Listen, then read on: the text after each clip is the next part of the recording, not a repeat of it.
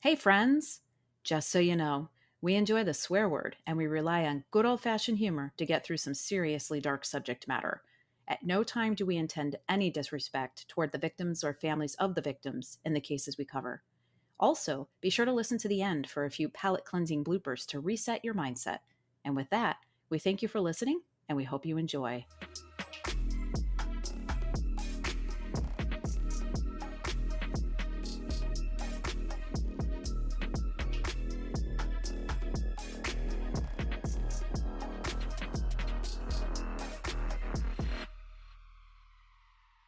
Hey, friends. Welcome to Crime Will Tell. I'm Jami. And I'm Carrie. How are you tonight, my friend? I'm good. I pre-gamed a little bit, so Cheater. yeah, I don't remember what this episode is about, but I'm hoping that my pre-gaming will come in handy. I I don't hope know what that so. means, but Yeah. whatever. Yeah. So we have a little bit of an exciting week because we finally got a website A website. and we hope to have it launched and ready to go before this episode comes out. So if you guys are curious, you want to check it out, it's crimewilltellpod.com. Yep. We'll tweak things here and there. But basically it's a simple website to meet our simple needs.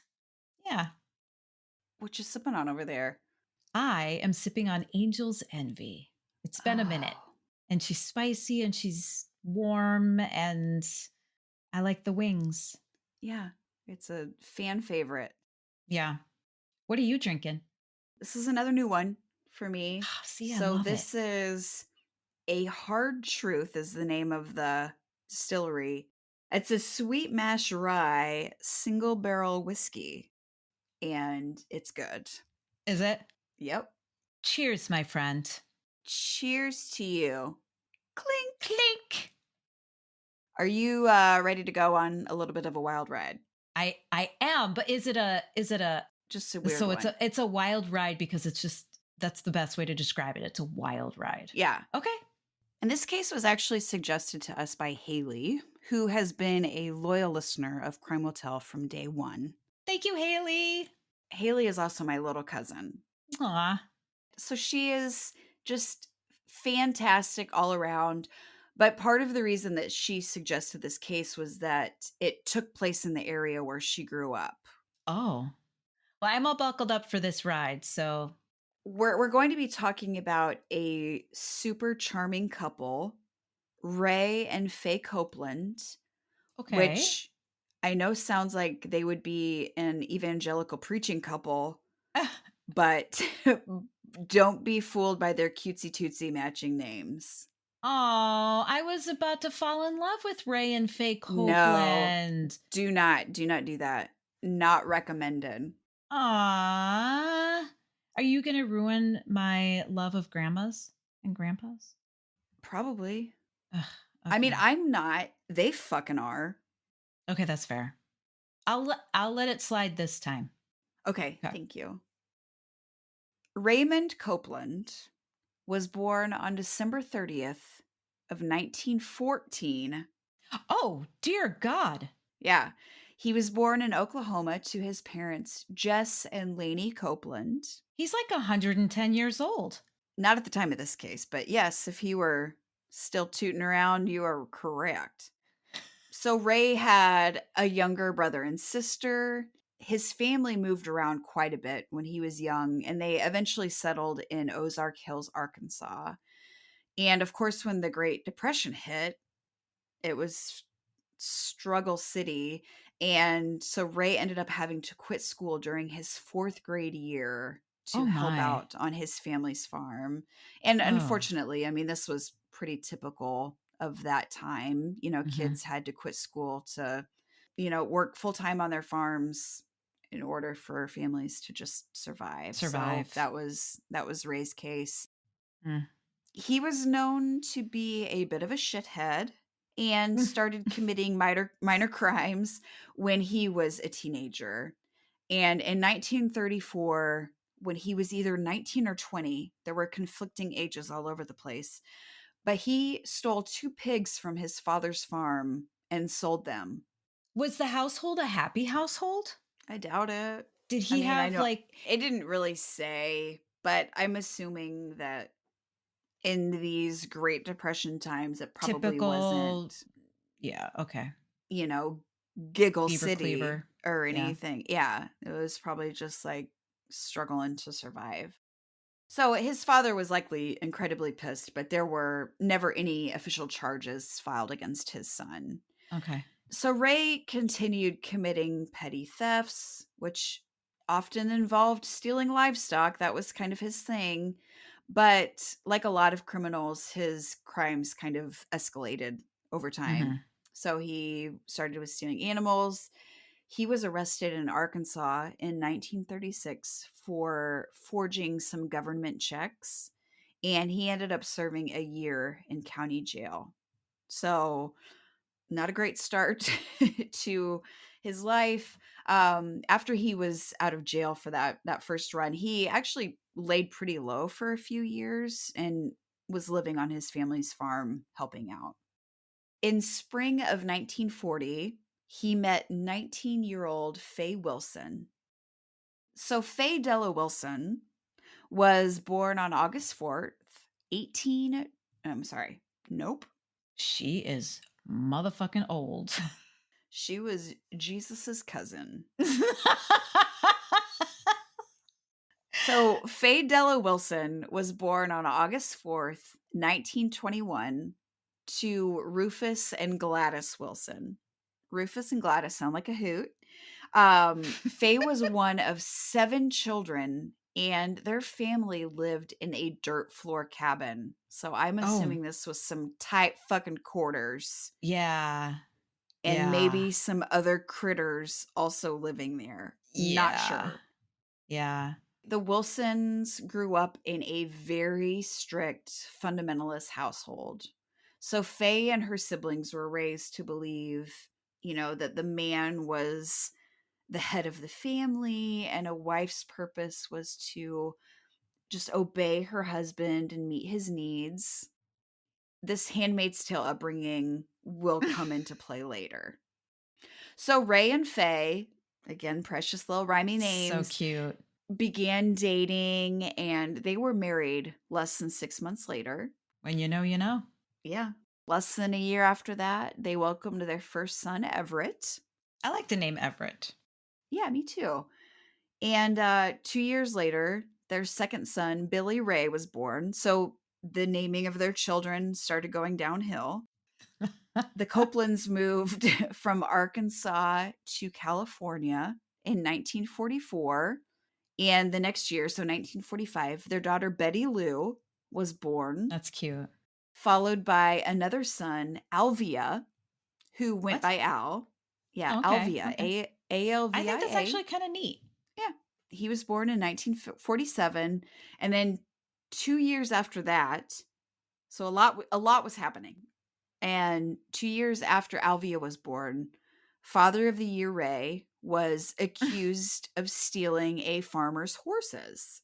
No official charges were filed, but he became known as a real turd bag to people in that area. It was like, he's fucking thieving Ray. Like, don't trust him, whatever. And Faye, I guess, still thought he was fantastic. And she ended up getting pregnant with their 5th child, Jeez William Louise. Wayne. I reckon he was called Willie Wayne, but I think that that's just my white trash assumption. Like, I was really hoping that Willie Wayne was his name, but I'm not sure. I mean, they already had son Billy Ray, so he couldn't go by Billy. No, he couldn't. It'd have to be Willie or Will. Yeah, or just William, maybe. I don't know. But I like Willie Wayne. I think it's fun to say. That is fun to say. But because Ray had been accused of theft, like, he wasn't really able to find much work in California. So he ended up moving his family of 7 back to Arkansas. So these people are Okay. just bouncing around All all over over the the place. place. Yeah. In no time flat, Ray was back to getting into trouble in Arkansas. Mm. He apparently was super into stealing other people's fucking cows. That was just his jam. Boy, he's got a thing for livestock. Was he He getting really jollies off of does. it? I don't know. But he was charged with grand larceny and sentenced to another year in jail. And following that stint in jail, the family moved to Rocky Comfort, Missouri. Fancy. And once again, Fool stole more cattle, and he ended up being sentenced to manual labor on a judge's farm, which I did not know was a thing. So it's pretty sweet that the judge could just sentence people to do his chores for That's him. brilliant. Right? So I won't go into all the details because it would be for fucking ever. But the Copeland family moved to different towns in Illinois, and Ray just continuously kept fucking up, mostly for writing bad checks. He had multiple charges and was in and out of jail numerous times. He either like really just enjoyed jail or was incapable of learning lessons, but this pattern repeated for years. Just move, fuck up jail, move, fuck up jail. It went on forever. And poor Faye was stuck raising all of these fucking kids on her own. Man. I'm sure that was incredibly frustrating. Mm, yeah. So in 1966, following yet another release from jail, Ray moved his family back to Missouri, where he and his wife Faye would finally settle down and plant some roots. They purchased a 40-acre farm for $6,000. Could you imagine? That would be great. In Mooresville, Missouri. Now, this is a tiny town of less than 100 people that's in kind of like Wow. north Real central small. Missouri. If you're familiar with the area, Chillicothe, Missouri would be kind of the largest town close by. And Chillicothe is still a small town, but kind of like the larger town in that area. Faye began working at a glove factory called Midwest Quality Gloves Corporation. She worked there from 1966 to 1988. She also was working as a housekeeper at a Holiday Inn to earn even more money for the family. I don't know if they overlapped or, if she was working Hmm. two jobs or what the situation was, but she was working both of those jobs while Ray was kind of attempting to keep their farm running. On top of her regular job or jobs, Faye was working on the farm as well, and she had to do all of the bookkeeping for the farm. Somewhere deep inside of her had to be like, I have to do everything around here because my illiterate turd bird husband spends half of his time in jail. The Copelands mostly kept to themselves on their farm. They weren't incredibly social people, but it really didn't take long for Ray to earn a shitty reputation from neighbors and other people in their town. This is just typical Ray. Many people suspected that he was abusing Faye and their kids, and he was. Bruises and broken bones were Um, unfortunately really common things for the Copelands. Their children and even Ray's family later confirmed that he was incredibly abusive and that mm. he just treated Faye like shit. Was he only physically abusive or It was just he emotionally, physically, verbally, I'm sure just okay? across the board, but he Okay. was beating them and I think was just But no sexual not. abuse. No, I don't think that was happening. Okay. No reports of that anyway. So, people around town and their neighbors said that Faye seemed to be, she was described as kind of a harsh woman. Like she was a really hard worker, but she wasn't overly friendly and she never smiled. Like she just kind of seemed like a serious, sad Yeah, woman. because she had a And shitty life. who wouldn't be if they were married to him? Ray allegedly beat one of his sons over the head with a frying pan Oh my goodness. because his spoon was scraping the bottom of a bowl while he was eating oatmeal. And it just annoyed Ray to the point that he beat the crap out of his son. Oh my So god. he obviously just had a very unpredictable temper. I imagine living with him was just kind of a walking on eggshells all the Yeah. time situation. He was known, to yell at waitresses at restaurants and intentionally run over dogs. Like he just was Ah, an asshole, an that's all evil. around dickhead. Yeah. In the early 1980s, Ray and Faye's kids, were now old enough that they were moving out on their own. So the free child labor that they had relied on to Mm, keep the farm operating yep. wasn't really available anymore. And so at this point, Ray was in his 70s. He was struggling to work on the farm on his own. So he began hiring farm hands to help run their cattle operation. But instead of hiring local teenagers or people in that area who needed work, Ray would drive to homeless shelters all the way in Springfield or Joplin, which were both like in southern Missouri. I mean, these were more than 3 hours away from their farm. Kansas Hmm. City was only like just over an hour away. It would have been much closer. But anyway, he would go to these homeless shelters looking for guys, more specifically vagrants with no ties to the area, to help on the farm. And he would pay them $50 a day in cash, plus room and board and meals. And I mean, if you're living in a homeless shelter and you can't find steady work, that was a pretty sweet ass deal. Absolutely. And I mean, you're kind of in that pickle in those situations where if you're homeless, you can't get a job because you don't have an address, but you Yeah, can't find housing if you don't have a job. Like you're just kind of stuck. exactly. So You're in, for these yep. guys, I think they're like, hell yeah, that's awesome. And I'm sure that old balls Ray probably seemed pretty harmless to these younger, stronger men. So they're like, yes, I will absolutely come work for I you. don't, I don't like where this is heading, I think.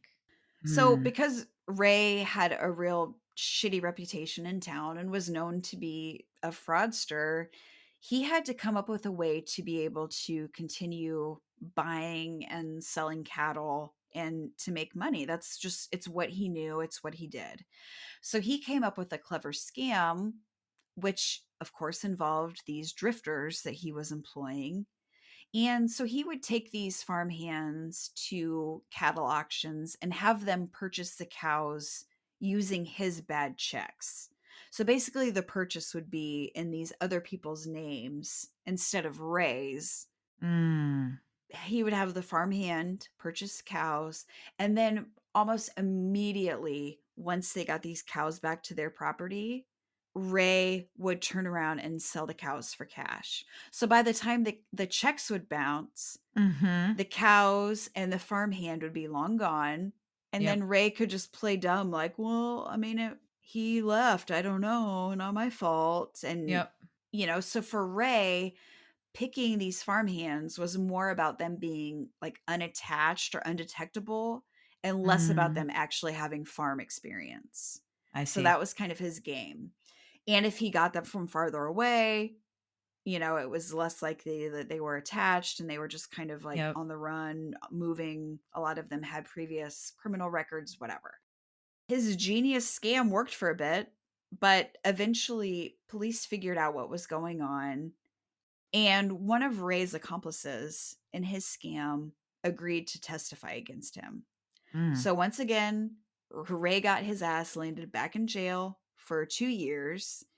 And instead of learning to read or beef up in the yard, he spent those years very wisely, figuring out how to continue stealing from people but not get caught.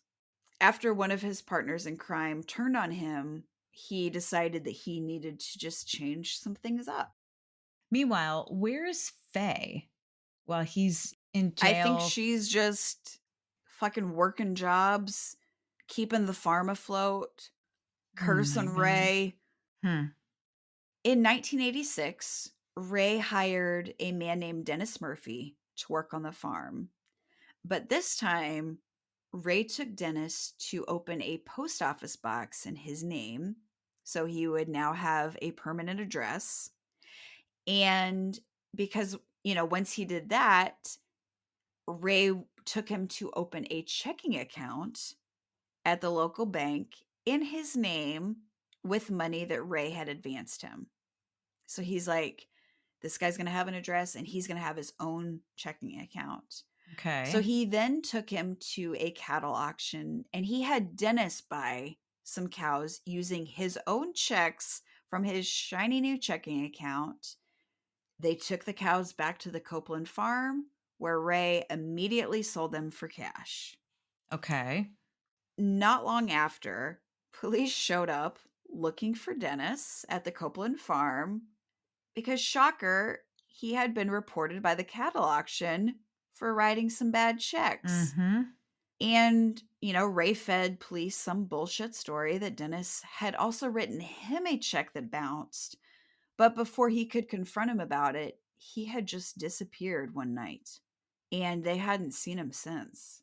This was actually probably a fairly common occurrence at that time. I mean, a vagrant farmhand moving on to the next town, especially after committing a crime, and even more, especially when a lot of them had previous criminal records. Yeah. So, I mean, it If you kind of stay makes on the move, sense. you stay undetected. Yeah. And it was a common crime that was committed. I mean, unfortunately, but it was easy to do. You write a bad check, but by the time it Mm-hmm. bounces, the You're cows are long sold and gone. gone. Yeah. And so is that person.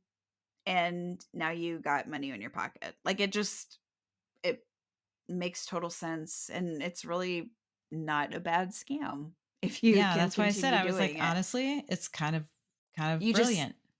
you can't continue doing it in the same fucking town with the same people. Like it's Right. just It's not a long con, that's for sure. right. Or you got to move around and do it. Mm-hmm. There wasn't really a lot that police could do because, as far as they knew, Ray had been swindled as well. So they were like, Ray, you be careful now and stop hiring thieving vagrants, you knucklehead. And so they were just like, that fucking Ray, he's just fucking old and grumpy, got taken again by some Young loose whippersnapper. vagrant. Shoot. This plan seemed to work much better for old Ray. Cattle rinse repeat, you know what I'm saying? And so he do you like that one? That was great. Thanks. So he also figured that police and the auction house would, catch on eventually if his employees kept writing bad checks at their very first auction. And he, of course, didn't want things tied to him. So he decided to let the farmhands make some legitimate purchases to build a good reputation and standing with the auction Mm-hmm. house. And, then of course, like once you have that reputation, you're able to make larger purchases. So he was like, we're going to give them some legit ones and then we're going to fuck them. On August 20th of 1989, the Nebraska Crime Stoppers hotline, so one of the lines here in the US where you can anonymously report suspicious activity Yeah. or hot tips regarding crimes, got a very interesting phone call. This was from a 57-year-old man named Jack McCormick. On this recording, he said that he had fled to Nebraska from Missouri because he feared for his life. And this fear mostly came from the fact that someone had tried to fucking kill him. So he was spot on with that. He explained that he had been working on a farm that belonged to Ray and Faye Copeland and that they would hire drifters to work for them and eventually involve them in criminal activities. So once Jack became aware of the suspicious things that were going on and saw some horrible shit like human bones on the property, Ray Copeland had tried to kill him, so he got the hell out of Missouri. So again, they get this call on a tip line and they're like, what the fuck? I'm sure that they get some really interesting calls on these tip lines, some of which are probably complete bullshit. But authorities in Nebraska contacted the proper folks in Missouri and they were like, yeah, we know Ray Copeland. What did he do now? Like, Mm. yeah, we're aware of him. Ray had an extensive criminal record, so they immediately started looking into the information that they had received from Jack McCormick. But Ray had never been charged with any sort of violent crime. He was known to just be kind of a weird old asshole who had Just gotten into steals trouble in his livestock. past. So I don't think that they were surprised by the fraud accusations, but I think they were a little bit leery of the human remains portion of the story. And to Sure. them, the drunk vagrant Jack was probably not the most reliable source, but they did, start digging in to the accusations against the Copelands. So Jack McCormick told investigators that he had been hired by the Copelands and was forced to open a checking account.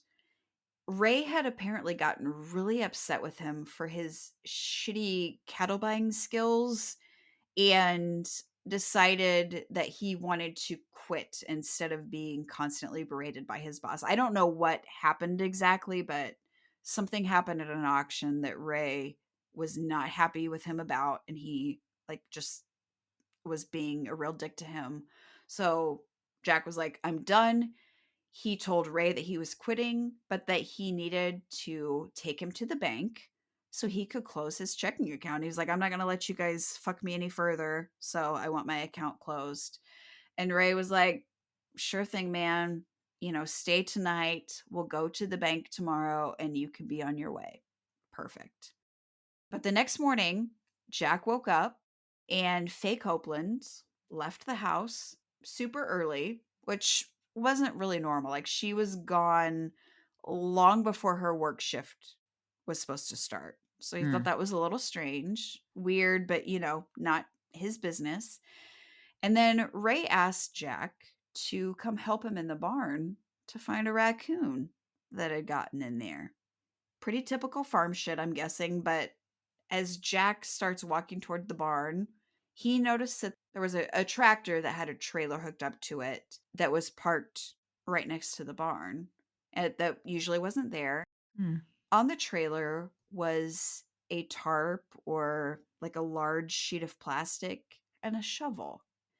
Hmm. Now, I don't have a lot of experience with raccoons, but unless the raccoon was actually a horse, that equipment seemed like overkill. But Jack was, he was a good worker. And so he starts poking around in the barn looking for the world's largest raccoon when he turned to see Ray pointing a 22 caliber rifle at him. Ooh. And ding fucking ding, Jack realized that the tarp and the trailer were for him. Oh. And so he starts begging Ray to let him go. He told him, "Look, I will be long gone, man. You will never see or hear from me again." And somehow Ray agreed to this, which is surprising. He just said, "I'll take you where you need to go, but we got to stop at the courthouse first." No clue why. I don't know what the fuck business they had to do at the courthouse, but they went and Faye was there. Again, don't know why, What? but Jack told authorities that she seemed incredibly surprised to see him with Ray. Like, she was surprised to see him alive, is basically what Oh. he reported. So the Copelands took care of whatever fucking courthouse business they needed to do. Then they took Jack to close out his bank account. I don't know how much money was in there, what like how much he ended up getting or what arrangements were made, but they let him go free. He was too scared to go back to the farm and get his belongings, so he went to a bar instead. Wow. I wonder why they let Jack live.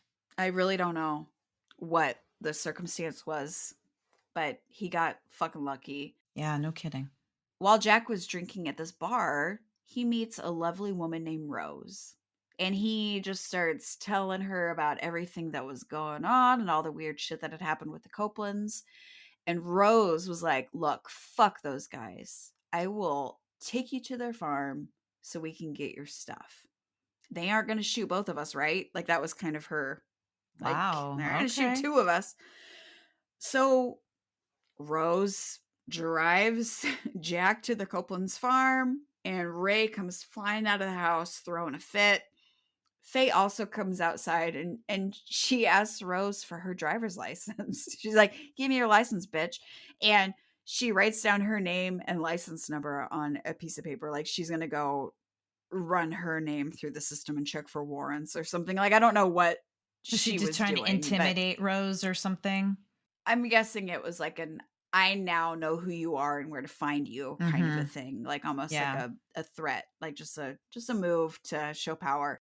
So they let Jack go inside and get his toothbrush and the 4 items of clothing he had or whatever vagrants carry with them. I don't fucking know. And they bolted. He and Rose took off. So investigators, got this message. They're looking into everything and they ended up tracking Jack down in Oregon. He had made it all the way Wow. to the West Coast and they charged him with writing bad checks in Missouri and for his part in this cattle scam.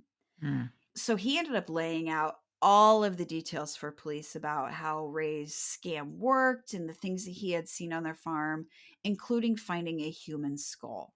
Oh. Again, I think they were a little leery, but they were looking into everything. And so about 2 months later, this would be like October of 1989, sheriff's deputies showed up at the Copeland's farm with a warrant to search their entire property. And they arrested Ray for fraud. They were like, we can at least hold him on the Yeah. fraud charges. So they spent over a week scouring their 40-acre property using bloodhounds. They brought in backhoes and, they were searching for these human remains that Jack had reported. Finally, on October 17th of 1989, investigators discovered the graves of 3 men in a barn after they had gotten a tip to search there. So this was a barn that Ray would use, but it wasn't on his property. And I don't really know the circumstances of that, if it was just an agreement Interesting. or if people didn't fight him or whatever. But the bodies were wrapped in blankets. And because they had been wrapped and they were buried in like really damp, kind of clay, Mm. heavy soil, Mhm. the bodies hadn't completely decomposed. They'd actually been mummified a bit. So it wasn't Interesting. like they were finding completely, skeletal remains, even though they had been buried for years, which I'm sure was an absolutely horrifying thing to find. All 3 of the men had died from a gunshot wound to the back of the head. Mm. Those 3 victims were eventually identified as 27-year-old Wayne Freeman from Tulsa, Oklahoma, Paul Jason Cowart, who was a 21-year-old from Dardenville, Arkansas, and a 27-year-old Jimmy Dale Harvey, who was from Springfield, Missouri. Mm. So those 3 men were found. And then another barn was searched by investigators. And in this barn were thousands of hay bales stacked all the way to the ceiling. And Mm. so, of course, they all had to be moved out. They brought in a bunch of volunteers, people to just help kind of clear out this barn so it could be searched. And after they did, another body was found underneath the floor of that barn. Mm. He had also been shot in the back of the head, and the body had been wrapped up in some sort of black plastic. That person was eventually identified as Wayne Warner, who was originally from Bloomington, Illinois. And I couldn't find an age anywhere for Wayne. I don't think Hmm. very much was known about him. A 5th and final victim was found. This was the body of 27-year-old Dennis Murphy, who was from Normal, Illinois. And Dennis Murphy, if you remember, was the one who I'd mentioned earlier that Ray had told police, had just disappeared after writing him a bad check. Mm. And he was found in an old well on that property. I think this was all the same property, but wasn't Ray's. Oh, where So the barn that he used, that was all yeah, the so I same think it was okay. like an adjacent property that he kind of used some of the buildings and things. Like I said, from what I could tell, none of the victims were actually found on the Copeland's property. It seemed like Ray put in a really good effort to try and distance himself from the crimes that he was committing and orchestrating. Hmm. while they were searching the Copeland's house, investigators found a 22 caliber rifle, which, following some ballistic tests, was confirmed to be the weapon that was used in all 5 of these murders. Mm. They found men's clothing and shoes that didn't belong to Ray or any of their sons, as well as several empty suitcases that I don't know how they could tell, but it kind of appeared that they belonged to different people. It was just a Hmm. weird thing to find. Hidden inside of a camera case, they also found a really creepy list that Faye had written with the names of farmhands. 12 of the names on that list had X's next to them. And 5 of those 12 men were the names of the victims that they had found. Oh, So this made police believe that there were actually 12 victims yeah. and that there are 7 that kind of remain to be discovered, Oh, which is man. alarming. And so this list was confirmed, it was in Faye's handwriting. So they were finding things that implicated her too to these crimes. They also found an even creepier thing in their house, which was a quilt that Faye had crafted using the clothing of the men that had been murdered. Oh, that's creepy. Right? It's like she just Oh. Oh, I wrapped do up not when it like was that. chilly in her murder quilt. Like yeah, it's fucking icky. Talk about a trophy. That is disturbing. And people would probably be like, "Oh, I love your blanket." Yeah, and they're like, that's from Dead Man Carl's jeans. What? Oh, So Ray and Faye Copeland were both arrested and charged with 5 counts of first degree murder. Prosecutors announced that they were seeking the death penalty for both of them. They offered Faye a plea deal that she would only be charged with conspiracy to commit murder and serve minimal time in jail if she could give investigators the locations of other victims. Now, whether there were more victims or not, Faye told them that she had no knowledge and no information about any of the murders, and she never once turned on Ray. Which, hmm. girl, like, Boy, Faye Copeland is a case study all in of herself, isn't she? yes, she is. Man. So she ended up being his accomplice, Hmm. willing Like, accomplice. basically, an equal contributor by the eyes of the law in all of these crimes. And with the way that he treated her and used to abuse her mentally, physically, Yeah. emotionally, I don't understand that. Maybe she was just so broken. Maybe she was just so beat down. Battered wife syndrome came up a Yes. lot in this Yeah. case. Like, I saw that everywhere. And I Oh, mean, that's I heartbreaking. believe she absolutely had to have been. Faye did not have a good life. No. And, so she just claimed that she had no knowledge, no involvement, but when she was arrested, police took her purse and they took an inventory of what was found in it. And inside of her purse, they found a signed blank check from Jack McCormick. So that's not Yikes. sus. And so there were all these pieces, Yeah. that signed check along with the evidence that was found in their home, like it was getting harder for Faye to deny any Mm-hmm. involvement or knowledge with this like Yeah. continuous loop of missing workers. Yeah. Jack McCormick told investigators that Faye definitely knew what was going on. And I think that a lot of the investigators in this case also believed that she was a willing contributor to everything that was happening. Mm. But she was just absolutely adamant that she only knew about the cattle scams, not any murders. Ray had told her that the workers had just, moved on and disappeared, and she had believed them. And I don't know if, like, early on, they did have some workers that just kind of disappeared and were ready to move on to their next gig or next town or whatever. And so she just assumed that that was kind of happening with all of them, or if from the beginning he was eliminating these people. Mm. But it's really hard to know. It's really hard to say. So she just said that she believed him when he told her that these people had moved on. And she also said that he was incredibly abusive to her throughout their entire marriage, and that she had just learned to not question him about things, not to rock the boat. Mm. And I'm absolutely sure that she was scared of Ray and that he probably threatened her. But did Ray force her to make that creepy murder reminder quilt or keep a list of the men that Ray killed? I don't know. Yeah, that's tough.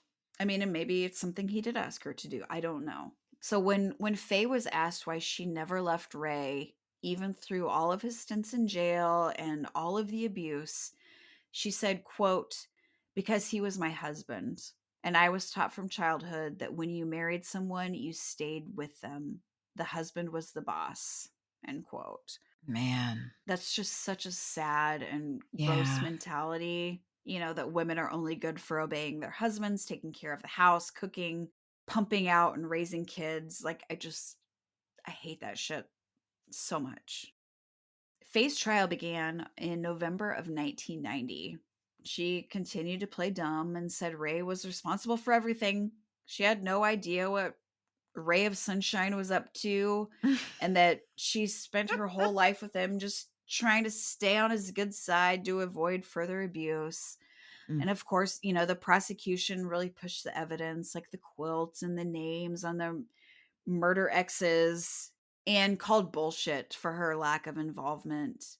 They also pointed out that Ray's old ass would have likely needed more help moving bodies, and that Right. Faye was probably, assisting her husband in doing that. And so the Mm-hmm. prosecution was like, guys, come on.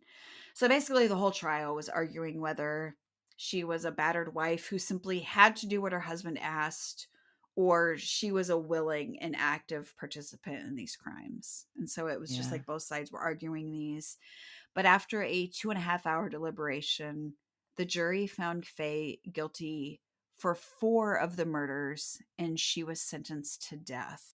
She was also Wow. sentenced to life without parole for the 5th murder. I think that there was just something with evidence they couldn't quite lock it in.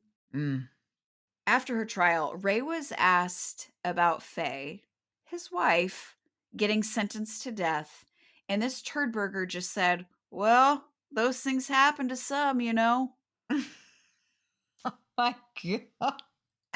No, I don't know that, Ray, but I do know you're an asshole. Like, what? Wow. Just, well, giggity giggity. I- Fuck. and also, they're like 100 years old in Yeah. 1990. So she was sentenced to death, but with all the appeals and everything, she died before she was put to death. Yeah. And I think a lot of people were kind of like, like they're gonna die behind bars. Like, do we have to lethally inject them? I think a lot of people had issue with that, but Ray's trial came a bit later in March of 1991. I think there were some holdups because he was having mental evaluations to see what the fuck was wrong with him. And this was pretty much a slam dunk case. I mean, he was guilty as hell. So he too was sentenced to death. And Ray was such a monster that even their own children were happy about this death sentence for their father. Wow. Not for their That is mom, but for so their dad. sad. So at the ages of 69 and 76, they became the oldest couple ever sentenced to death in the United States. 2 years later, at 78 years old, Ray died of natural causes at the Potosi Correctional Center, where he was serving out his sentence and waiting to be executed. So, some would say good riddance, some would say he got off easy, Yeah. whatever. He's fucking dead. It would have happened behind bars no matter what. So, Yeah. in 1995, a petition was sent to the Missouri governor with 3,000 signatures. And this petition stated that Faye was not a threat to society and that she should be released from prison. I mean, and so a lot of like women's groups and activists were getting behind her, say, Mm. kind of going the battered wife route. That Ah. just a lot of different groups were involved and kind of getting behind her. She was not released from prison at that time anyway. So in 1995, that petition was kind of ignored. But after receiving another petition, her death sentence was commuted to life in prison in 1999. She had been the oldest woman on death row in the US. But on August 10th of 2002, Faye had a massive stroke, which left her unable to speak, and she was partially paralyzed. I believe her whole left side was Mm. paralyzed. Due to her poor health, she was granted compassionate release and was paroled from prison. She was moved to the Morningside Center Nursing Home in Chillicothe, Missouri, and she ended up dying on December 31st of 2003 at the age of 82. Mm. That's kind of the end of it. That's the crazy case of the killer couple, Ray and Faye Copeland, and the tragic deaths of at least 5 men. I believe there were more, and that more men may be discovered at different points. But with that list, I feel like, I agree. Yeah. and I think a lot of investigators and people tied to this case are like, there's likely 12 victims, and we have yet to find 7. Yeah. Which is sad. I bet if Yeah. they wanted to turn that piece of property, that 40 acres upside down, they could, or the adjacent property to their 40 acres, they'd probably find them. Yeah. Who knows what Ray did over the years to kind of scatter those That's bodies true. around to different places. Yeah. And there has to be more, but it's just like they're both gone. Nobody else can really speak to what happened or what they saw on that farm. And it's just like, ugh. Yeah. Boy, that stand by your man stuff, she really took that to heart. It just sucks that she was raised to believe that that's your worth. It always fascinates me when two people find each other that kill. Yeah. It fascinates me. Like, how do you find each other? How does that even come up? It's weird too because it's like not that long ago, really. I mean, but also long enough ago that it feels like this is like some old-timey shit just because it's like cattle thieves and vagrants and Yeah. whatever, but like we were Yeah. alive when some of this was going down, and it's just like it feels like kind of like some old west shit, and Yeah. It it's feels like the 1800s. yeah, exactly. It's very strange to me. You know, the sound I have in my head is the sound of somebody wearing cowboy boots with spurs and they're walking. Yeah. It's Ray walking out to hire a vagrant. Exactly. Hey man, you want to earn $50 a day? You. But anyway, that's the case of the Copelands. Thank you for listening, Carrie, and to everyone else. You guys are amazing. We love you. Check out our new website, crimehotelpod.com. You can also follow us at all the socials, Insta, Facebook. We're on TikTok. We're working on adding some stuff to that. It's a little basic, but we're getting there. YouTube. Yeah, if you have any bourbon suggestions, if you have any case suggestions, if you just want to tell us something, feel free to send an email to crimehotelpod@gmail.com. You know all the spots. You can find us. Yeah, we're out there. But anyway, we love and appreciate you guys. We appreciate your support. And with that, goodbye, Carrie. Goodbye, Jami. Just so you're aware, I am already half in the bag. Fuck yeah. See? That makes me uncomfortable. Ask me again. Now you're allowed. Please proceed. I'm from Jagged Cotton Ball, Arkansas. No, you're not. Oh, well, that's disappointing. He was just punching himself. He's a twat. Mm-hmm. We'd have to deal with your bullshit. Exactly. I know, right? There's that, but whatever. Oh, boop, boop.